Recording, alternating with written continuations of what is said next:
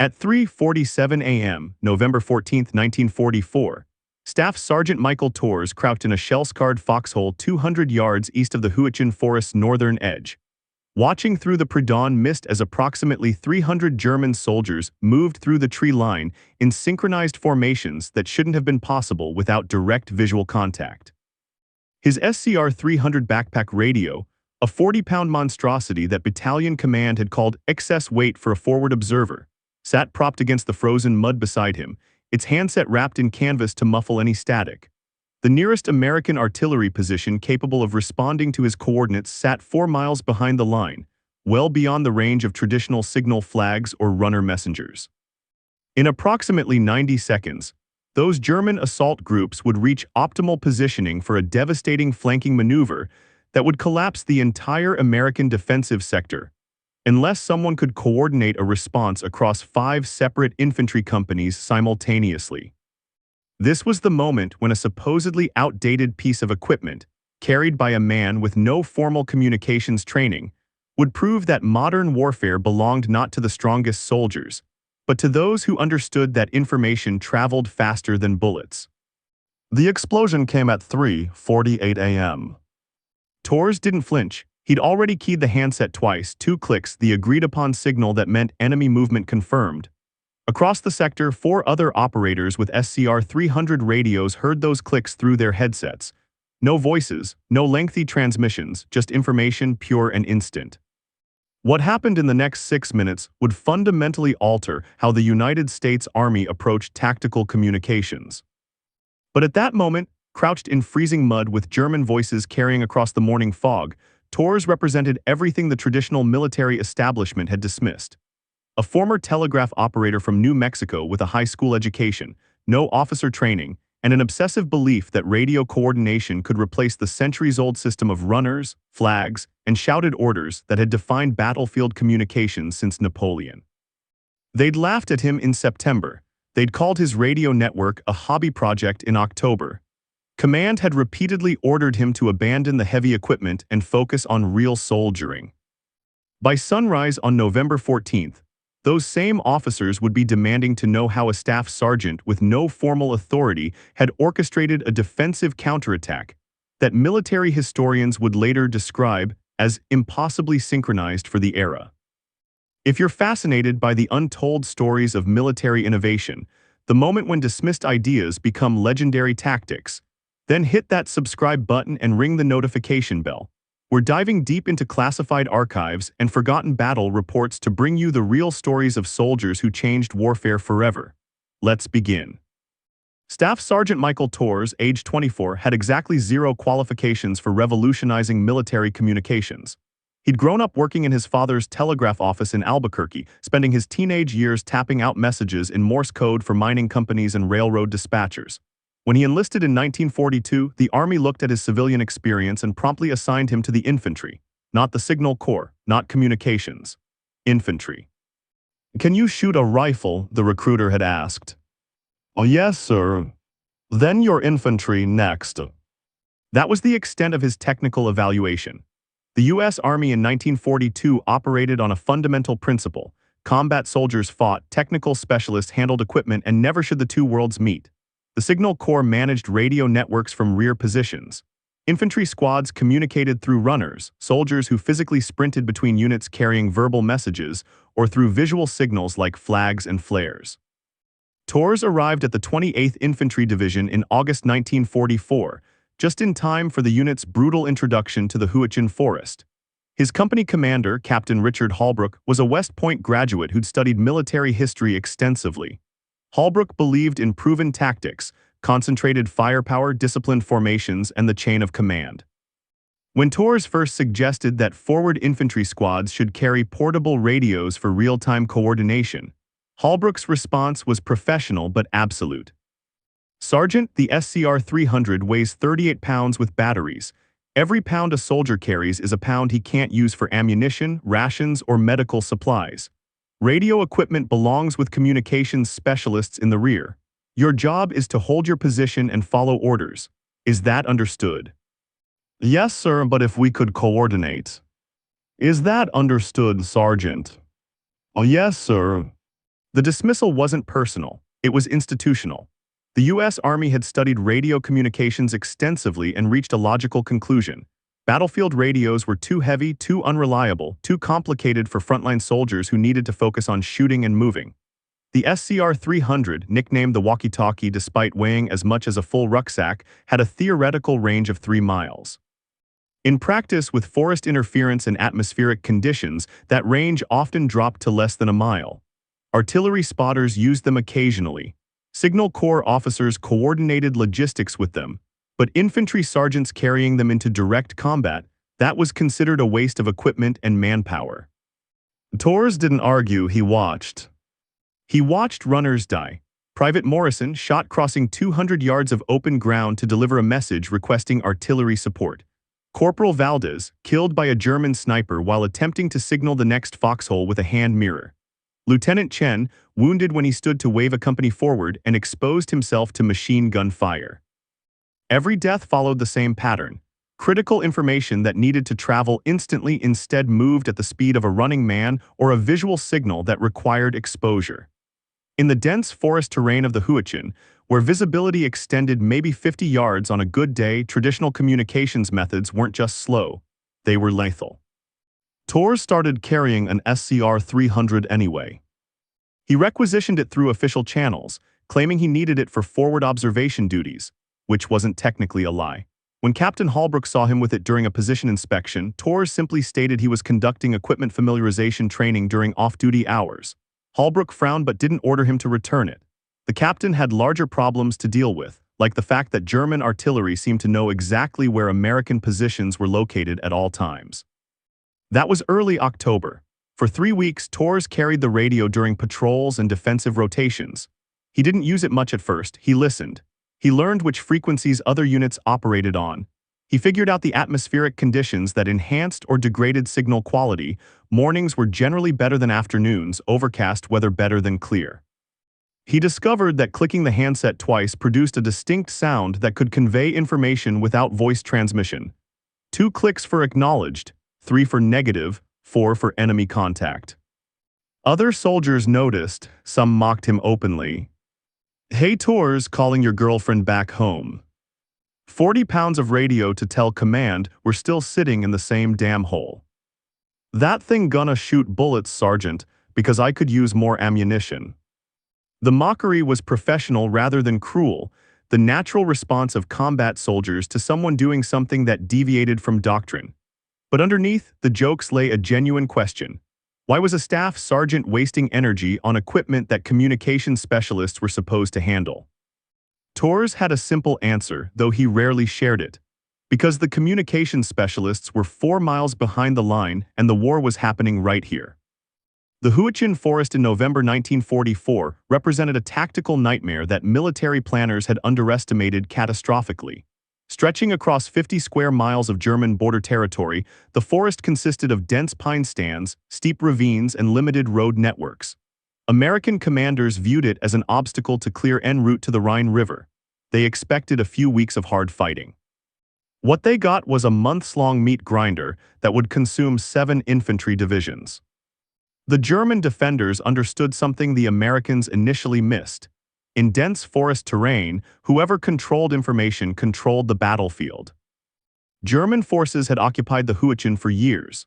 They'd surveyed every trail, pre-registered every clearing for artillery, and established communication networks that allowed rapid coordination between defensive positions. When American units advanced, they moved through unfamiliar terrain while German observers watched from prepared positions, directing fire with devastating accuracy. More critically, the Germans had solved the communication problem that plagued both armies. Their solution wasn't technological, it was systematic. They'd laid field telephone lines throughout the forest, connecting bunkers and observation posts in a web that allowed near-instantaneous communication. When American forces attacked, German defenders could alert artillery batteries, request reinforcements, and coordinate counterattacks within minutes. The Americans, by contrast, relied on the same communication systems that had worked in North Africa and Italy: runners, radio-equipped command posts in the rear, and visual signals. In the Huichin, those systems collapsed. Runners couldn't sprint through dense forest filled with German machine guns. Command posts 4 miles back couldn't see the battlefield and often received information 30 minutes late. Visual signals were useless when visibility extended 50 yards at best. By early November, the casualty statistics told the story. The 28th Infantry Division was losing an average of 300 men per day, not primarily to German bullets, but to German artillery that somehow always knew exactly where American positions were located. Companies attacked without support because adjacent units didn't know an assault was happening. Artillery strikes landed on empty positions because spotters couldn't update coordinates in real time. Flanking maneuvers failed because squads couldn't coordinate movement. Captain Holbrook understood the problem intellectually. In staff meetings, he'd argued for better communications equipment, more signal corps attachments, anything to improve information flow. But the division's communications specialists were overwhelmed. They had radios, but not enough operators to distribute them to every company, let alone every platoon. The doctrine remained unchanged. Infantry soldiers fought, communications specialists handled radios, and the two functions remained separate. Tors watched this system fail repeatedly. On November 8th, his platoon had executed a dawn assault on a German bunker complex. The plan called for artillery support to suppress German positions while infantry advanced. But when Lieutenant Morrison attempted to request the barrage, he had to send a runner back to the company command post, which then relayed the request via radio to the artillery battalion. By the time the shells arrived, 20 minutes had passed. The Germans had reposited their machine guns. The assault failed, 14 casualties. That night in the muddy foxhole he shared with Private First Class Jimmy Martinez, Tors asked a question. "How long did it take you to learn to shoot?" Martinez, cleaning his M1 Garand by candlelight, shrugged. "Basic training, few weeks maybe." "And you're pretty good at it now." "Good enough to still be alive." "Radio's the same," Tors said. "Give me a few weeks, I can teach anyone to operate an SCR-300 well enough to call coordinates or report contact. It's not complicated. Click to talk, release to listen. Use brevity codes, keep transmissions short. A private with 2 weeks training could coordinate artillery faster than the current system." Martinez paused his cleaning. "You suggesting we all become radio operators?" "I'm suggesting the difference between a radio operator and an infantry soldier is about 2 weeks of training. But command treats it like you need an engineering degree." "Maybe there's a reason for that." "Maybe," Tors agreed, "or maybe it's just the way it's always been done."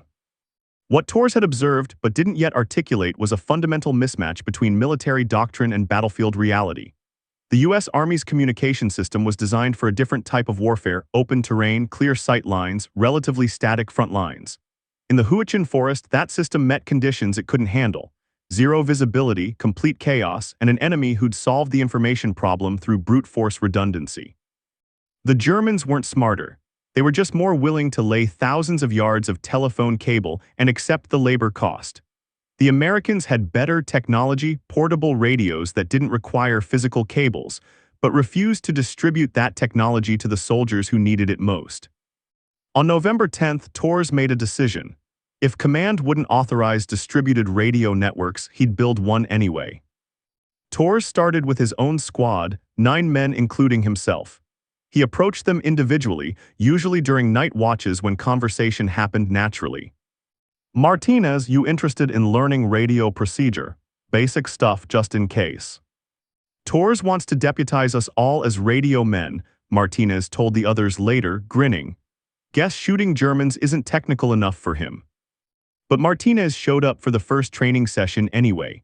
So did Private First Class Robert Jackson, a former factory worker from Detroit who'd been listening to Tors' logic. And Corporal Dave Wilson, who'd lost his brother to German artillery that arrived precisely on target, precisely on time, like someone was feeding coordinates directly to the gun batteries. Tors kept the training simple. He didn't teach radio theory or electronic principles.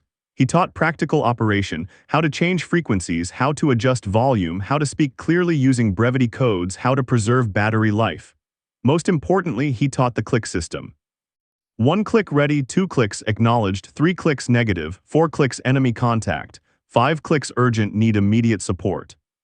"Why clicks?" Jackson asked. "Because voice transmission can be intercepted and triangulated. Clicks are harder to locate, faster to transmit, and work even when conditions degrade voice quality. The Germans have direction-finding equipment that can locate a radio transmission in under 60 seconds, but a half-second click, not enough signal to track. The training happened in fragments, 15 minutes here, 20 minutes there, whenever the tactical situation allowed. Tors used his own off-duty time and volunteered for extra guard shifts so others could practice. Within 2 weeks, every member of his squad could operate the SCR-300 competently enough to transmit basic information. The next challenge was equipment. Tors had one radio, he needed several. He started scrounging, a polite term for creative acquisition. He located a damaged SCR-300 that the signal corps had written off as broken, discovered the problem was just a loose connection, and repaired it using wire from a destroyed German telephone line. He traded cigarettes and chocolate rations to a supply sergeant who had an extra unit collecting dust in a rear area warehouse. By mid-November, Tors had assembled 4 functioning radios. He distributed them to soldiers in adjacent platoons, choosing men he knew were competent and discreet. Private First Class Alan Cooper in 2nd Platoon, Corporal James Rodriguez in 3rd Platoon, Sergeant First Class William Patterson in the Weapons Platoon. Each received abbreviated training and a simple instruction: monitor the frequency, use clicks for basic communication, and only transmit voice when absolutely necessary. Tors never requested official permission. He operated under a principle he'd learned in his father's telegraph office. It's easier to apologize for success than to get permission for innovation. Captain Holbrook noticed eventually. On November 12th, during a position inspection, he found Tors with the radio and 3 other soldiers practicing frequency changes. "Sergeant Tors, are you running an unauthorized training program?" "No, sir, just familiarizing men with equipment in case our attached communications specialist becomes a casualty, sir." It was technically true. It was also technically evasive. Holbrook studied Tors for a long moment, then glanced at the soldiers who were clearly paying attention to the radio instruction rather than goofing off. "Carry on, Sergeant, but if this interferes with combat readiness, I'll shut it down immediately." "Understood, sir." Holbrook walked away without forbidding the training. Tors interpreted this as tacit approval or at least tactical indifference. The captain had larger concerns. Intelligence reports indicated a major German offensive was imminent. The entire division was preparing for a defensive stand that would likely determine whether the American advance continued or stalled completely. What Holbrook didn't know, what Tors hadn't yet explained to anyone, was that the 4 radios now distributed across the company represented something more than equipment. They represented the skeleton of a communication network that could, theoretically, allow 5 separate positions to coordinate simultaneously in real time. The Germans had their telephone cables. Tors had radio waves. On November 13th, Division Intelligence issued an alert. Intercepted German communications suggested a major attack would hit the northern sector within 24 hours. All units were ordered to strengthen defensive positions and prepare for coordinated assault by an estimated battalion-strength force, somewhere between 300 and 500 enemy soldiers. Standard defensive doctrine called for each company to hold its assigned sector and request artillery support through the chain of command. If a position became untenable, orders would come from battalion command authorizing withdrawal or counterattack. Tors looked at the map that night, studying the terrain by flashlight.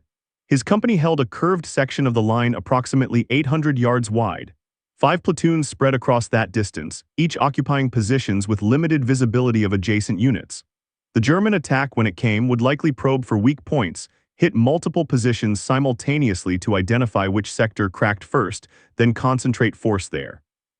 Standard communications doctrine meant each platoon commander would assess his local situation and report to the company command post via runner. The company commander would aggregate those reports and request support from battalion. Response time, 15 to 20 minutes minimum. "Not fast enough," Tors muttered. Martinez, cleaning his rifle again, glanced over. "What's not fast enough?" "If they hit us tomorrow, we need to coordinate counterfire immediately. Not in 20 minutes. Immediately.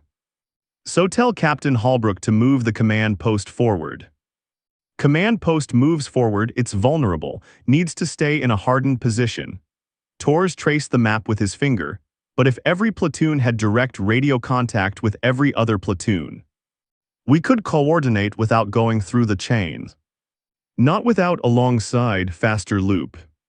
Martinez set down his rifle. Tors, that's not how the army works. Chain of command exists for a reason. Chain of command is for orders. I'm talking about information. If 1st Platoon sees Germans massing on their left flank, shouldn't 3rd Platoon know immediately? Why wait for that information to go up to company, then back down to 3rd? Because that's the system.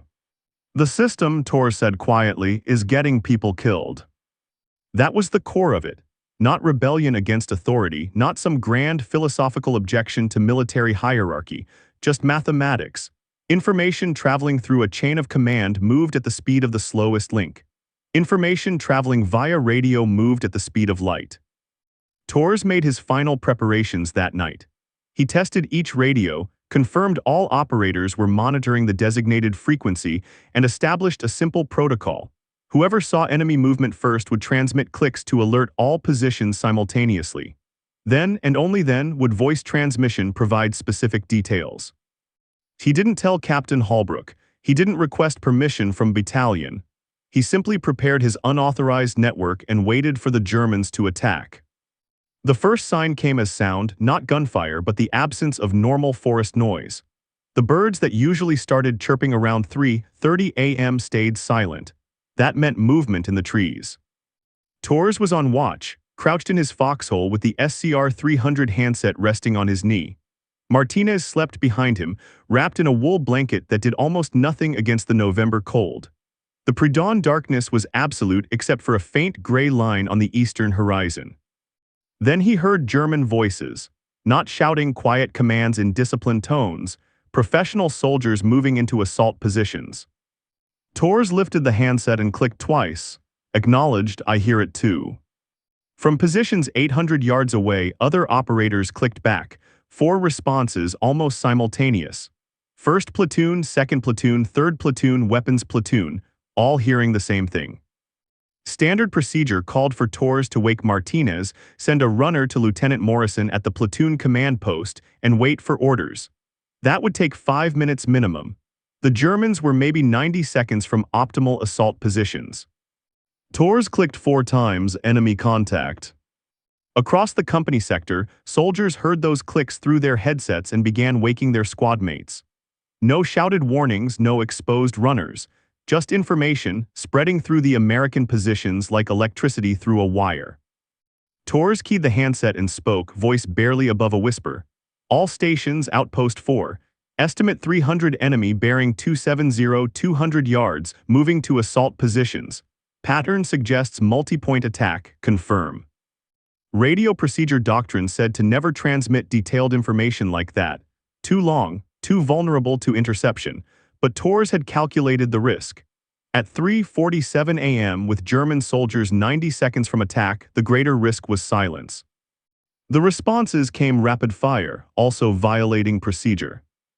2nd Platoon confirms, seeing movement left flank. Weapons Platoon confirms, hearing engine sounds, possible armor. 1st Platoon confirms, they're massing opposite our position. In the company command post, a quarter-mile behind the front line, Captain Holbrook heard the transmissions. He'd been monitoring the frequency out of curiosity about Tors' radio project. Now he grabbed his own handset. All stations, this net is not authorized for. Tors interrupted, still whispering. Sir, respectfully, we have confirmed enemy assault forming across entire company front. Estimated 90 seconds to contact. Request artillery on pre-registered coordinates Hotel 7 and Hotel 9, danger close. Holbrook paused. Standard procedure said to verify the report, assess the situation, then request fire support through proper channels. But Tors' transmission had included something critical, multiple confirmation from separate positions. This wasn't one soldier guessing. This was synchronized observation. Artillery request acknowledged, Holbrook said, then abandoning protocol entirely. All platoons fire on my command. Let them close to 75 yards, make every shot count. What happened next took 6 minutes and 40 seconds. The German assault began at 3:48 a.m. with artillery, 8 rounds that slammed into the American positions with devastating accuracy. The shells had been pre-registered on coordinates that German observers had marked days earlier. They hit foxholes, machine gun nests, and communication trenches with mechanical precision. Under normal circumstances, that artillery barrage would have devastated the American defense. Soldiers would have been caught exposed, moving between positions or trying to coordinate a response. But Tor's clicks had provided 30 seconds of warning. Men were already in their deepest cover when the shells arrived. 3 casualties. Under different circumstances, it would have been 30. The German infantry came immediately after the artillery, textbook assault tactics. 300 soldiers in 5 assault groups, each targeting a different section of the American line, probing for the weakest point to exploit. They didn't know the Americans were coordinating. Tors saw the assault group approaching his position, approximately 60 soldiers moving through the trees in a loose skirmish line. He keyed the handset. Outpost 4, 60 enemy, direct front 100 yards. Second and third platoons, what's your status? Second platoon, same situation. Estimate 50 enemy, bearing 285. Third platoon, heavy contact. Estimate 80 enemy, they've got 2 machine guns. Tors processed the information instantly. The Germans were hitting third platoon hardest. That was their main effort. The attacks on his position and second platoon's position were fixing attacks designed to prevent reinforcement. Weapons platoon, Tors transmitted. Can you shift fire to support third platoon's left flank? Weapons platoon, affirmative, shifting now. Captain Holbrook, listening to this exchange from his command post, experienced a moment of complete cognitive dissonance. He was hearing his company coordinate a defensive response in real time, without his direct involvement, faster than he could have possibly coordinated it through normal channels. A staff sergeant with no command authority, was running a distributed tactical response across 5 platoons. Holbrook grabbed his handset. Tors, who authorized you to direct weapons platoon? No one, sir, but they're about to die if we don't shift fire. There was a pause, then Holbrook made a decision that would define his career. Continue. All stations follow Tors coordination. I'm calling artillery. The German assault hit full force at 3:49 a.m. 80 soldiers crashed into 3rd Platoon's position, supported by MG-42 machine guns firing from concealed positions. Under normal circumstances, 3rd Platoon would have been overwhelmed. They had 32 men defending a 200-yard sector against nearly 3 times their number. But they weren't fighting alone. Tors, watching the assault develop on his front, recognized the pattern. The 60 Germans approaching his position weren't attacking aggressively, they were advancing cautiously, firing but not closing. Fixing attack, designed to hold his attention while the main assault crushed 3rd Platoon. All stations, Outpost 4, my front is a fixing attack. 2nd Platoon, same situation. 2nd Platoon confirmed, they're shooting but not closing. Both positions, minimum defensive fire only. Conserve ammunition. Weapons platoon, pour everything you've got into 3rd Platoon's support. It was a gamble. If Tors was wrong about the fixing attacks, his position and 2nd Platoon's position would be overrun. But if he was right, 3rd Platoon would get concentrated support at the critical moment. The radio transmissions took 15 seconds. The tactical decision to shift supporting fire would have taken 15 minutes through normal command channels. At 3:50 a.m., 2 American .30 caliber machine guns from Weapons Platoon opened fire on the left flank of the German assault, hitting 3rd Platoon. The Germans hadn't known those guns were there. They'd been positioned based on radio coordination rather than pre-planned fields of fire. The assault staggered. 3rd Platoon, they're hesitating, the transmission came through, stress evident in the voice. We're holding. Tors keyed his handset. Artillery, where's our support? Captain Holbrook's voice came back. 60 seconds. Fire mission danger close, pre-registered Hotel 7 and Hotel 9, all positions take cover. At 3:51 a.m., American artillery arrived. 12 105 shells slammed into the German assault positions with devastating accuracy. The pre-registered coordinates hit the forming-up points where German reserves were waiting to exploit any breakthrough. The German assault collapsed. Not immediately, they were professional soldiers and they'd committed to the attack. But the combination of coordinated defensive fire and precisely timed artillery created a mathematical problem the Germans couldn't solve. The assault groups that were supposed to be fighting isolated American platoons were instead facing coordinated resistance and supporting fire from multiple positions. By 3:54 a.m., German commanders were pulling back, trying to reorganize. Tors watched them withdraw through the pre-dawn gloom, then keyed his handset. All stations, enemy withdrawing. Estimate 75 casualties, no prisoners, are casualties. The reports came back position by position. 3rd platoon had taken the heaviest damage, 8 wounded, 2 killed. 1st and 2nd platoons reported light casualties. Weapons platoon undamaged. Total American casualties, 14. Against an assault by 300 soldiers that should have, by any reasonable calculation, overrun at least one platoon position. The sun rose at 6:15 a.m. In the gray morning light, Tors and Martinez counted the results. German bodies lay in rough clusters where the artillery had caught them. Equipment abandoned during the withdrawal, rifles, ammunition crates, 1 damaged machine gun. The evidence of an assault that had hit overwhelming coordination and broken apart. Martinez, staring at the aftermath, said quietly, "Tors, what the hell just happened?" "Radio coordination," Tors replied, "that's what happened." Captain Holbrook arrived at Tors' position at 7:30 a.m., picking his way through the muddy ground and shell craters. His face showed exhaustion, but also something else. The expression of a man whose understanding of warfare had shifted fundamentally in the last 4 hours. He found Tors sitting on the edge of his foxhole, the SCR-300 beside him, drinking coffee from a battered canteen cup. "Sergeant Tors." Tors stood immediately. "Sir." Holbrook studied him for a moment. "I need a complete explanation of what you did last night, from the beginning." Tors provided it. The scrounged radios, the unauthorized training, the distributed network of operators monitoring a single frequency. The click system for rapid alerts. The decision to coordinate defensive fire without going through the normal chain of command because time was the critical factor. He expected to be reprimanded. What he got was a question.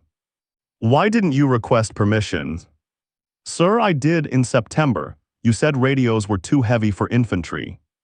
"I said that, yes. So I figured I'd demonstrate the concept first, then request permission after proving it worked." Holbrook laughed, a short, bitter sound. "Sergeant, you just violated about 15 regulations regarding chain of command, unauthorized use of military equipment, and independent action.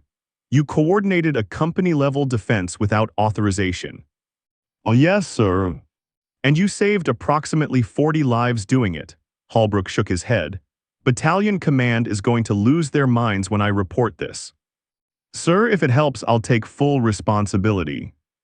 "You'll take full credit, Sergeant, because I'm recommending you for the Bronze Star and requesting you be attached to division communications staff to implement this system across the entire sector."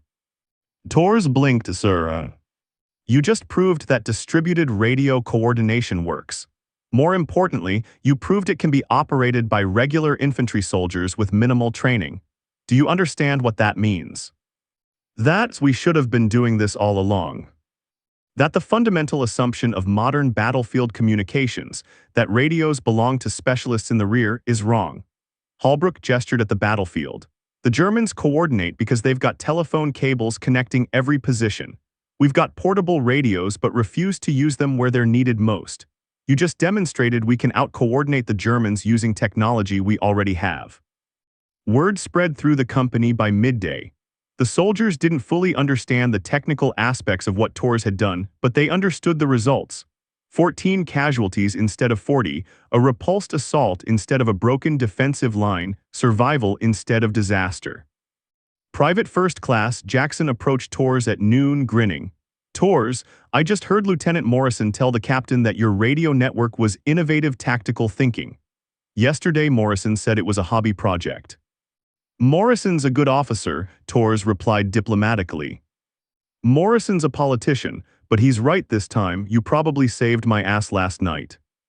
The German perspective filtered through interrogation reports over the next several days. A captured German lieutenant, wounded during the withdrawal, provided insight into what the assault force had experienced. "We expected disorganized resistance.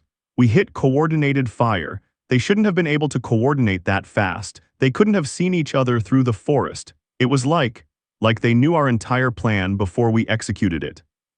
The German officer's confusion was understandable. His force had attacked 5 positions simultaneously, expecting to overwhelm at least one before American command could respond. Instead, they'd encountered immediate synchronized defensive fire and precisely timed artillery. From the German perspective, it seemed impossible unless the Americans had somehow intercepted their battle plan. The reality was simpler. Information had traveled at the speed of radio transmission instead of the speed of a running soldier. Division Command responded within 48 hours.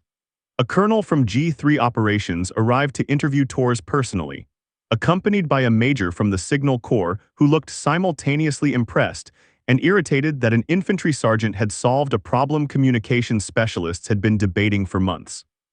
The interview took place in a tent behind the front lines, with Captain Holbrook present as a witness.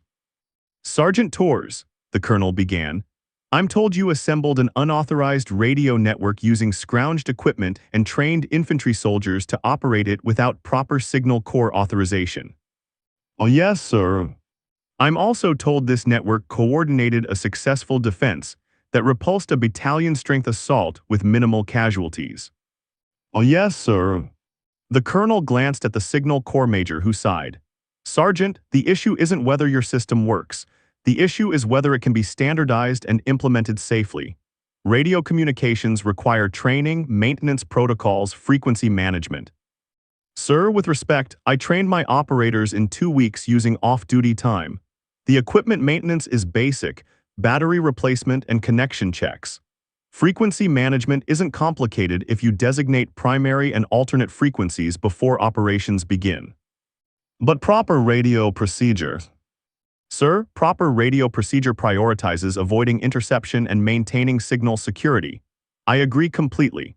That's why we used clicks for routine communication and limited voice transmission to critical moments. The Germans' direction-finding equipment needs sustained transmission to locate a signal. We were transmitting in bursts under 3 seconds." The major paused. "You studied German direction-finding capabilities?" "No, sir. I asked a captured German radio operator how their equipment worked and designed our procedures to counter it." Holbrook hid a smile. The Signal Corps major looked like he couldn't decide whether to be annoyed or impressed. The colonel made the decision. "Sergeant Tors, effective immediately, you're attached to Division Communications staff as a tactical radio liaison. Your assignment is to implement distributed radio networks across all infantry companies in this sector. You'll have authorization to requisition equipment and conduct training. Captain Holbrook will provide a letter of commendation to accompany your personnel file. Major Hendricks here will work with you on standardization and procedure documentation." Tors had one question. "Sir, will regular infantry soldiers be authorized to operate the radios?" "That's the entire point, Sergeant.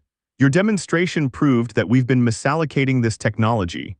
Radio coordination belongs at the forward edge of combat, operated by the soldiers who need it most."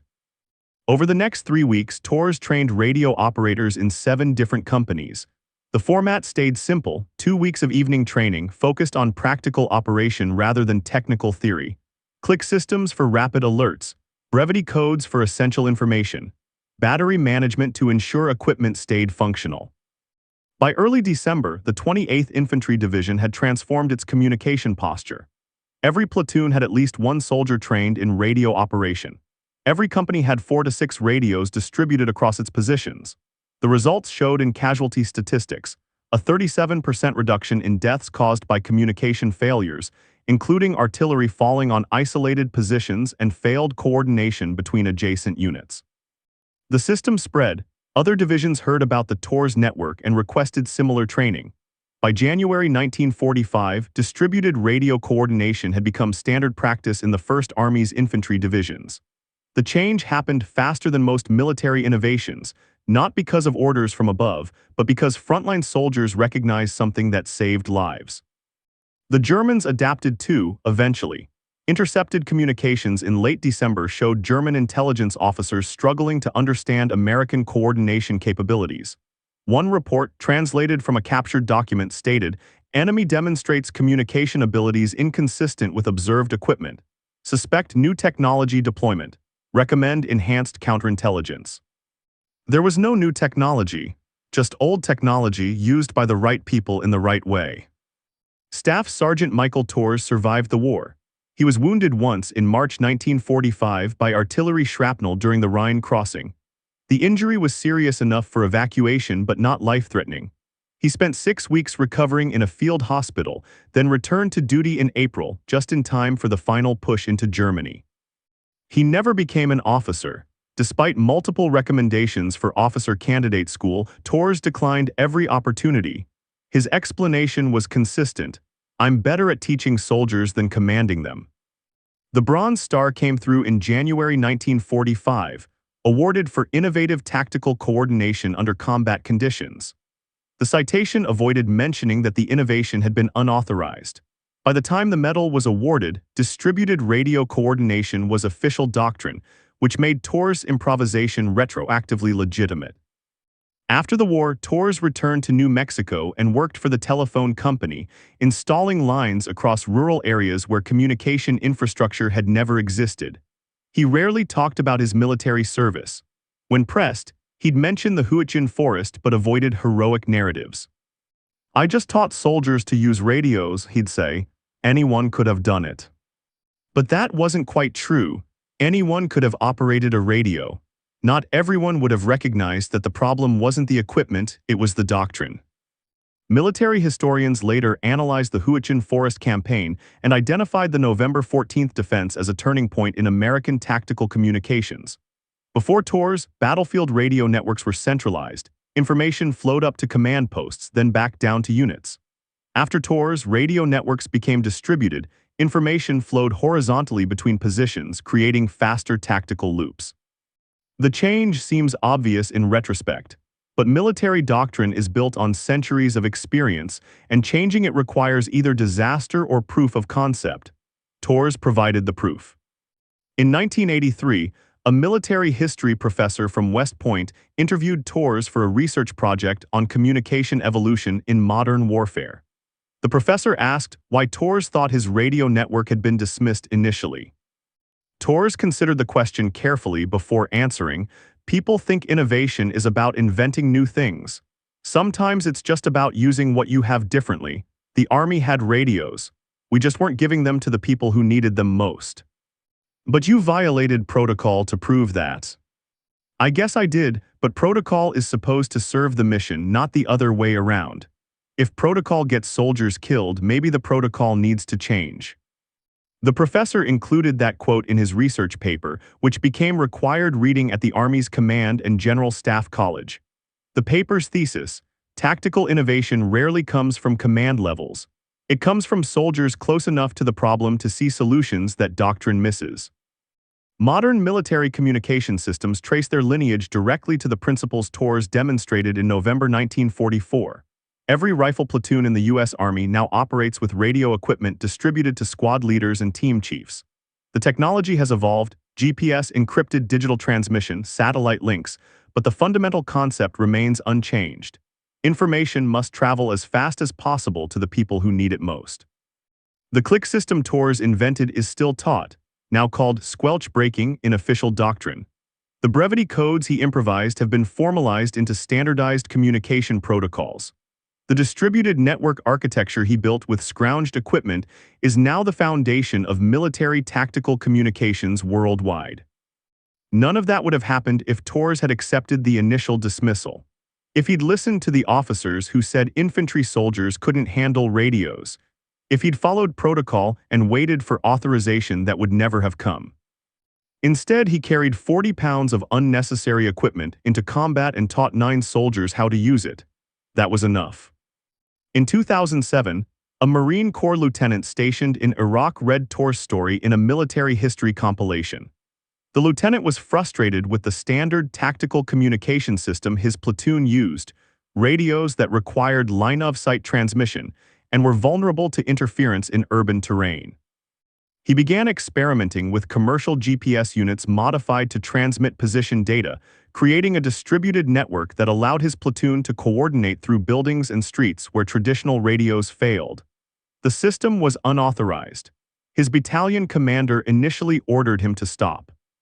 Then the lieutenant's platoon successfully coordinated a complex urban assault using the modified GPS network, achieving objectives in half the expected time with zero casualties. The battalion commander recommended the lieutenant for a commendation and requested Signal Corps evaluation of the GPS modification for wider implementation. The lieutenant's after-action report included a quote he'd read in Tor's interview: "Protocol is supposed to serve the mission, not the other way around." Innovation happens at the edge of chaos, where problems exceed the solutions doctrine provides. It happens when someone close to the problem refuses to accept that the current system is the only system. It happens when a staff sergeant decides that 40 pounds of radio equipment might save more lives than 40 pounds of ammunition. Tors never claimed to be a genius. He never wrote technical papers or developed communication theory. He just observed that soldiers were dying because information moved too slowly, and he used the tools available to solve that problem. That's the real story. Not a tale of isolated heroism or dramatic sacrifice, but something more fundamental. A soldier who looked at a dismissed technology and asked, "Why aren't we using this differently?" The officers who initially dismissed Tors weren't stupid or malicious. They were operating within a logical framework built on centuries of military experience.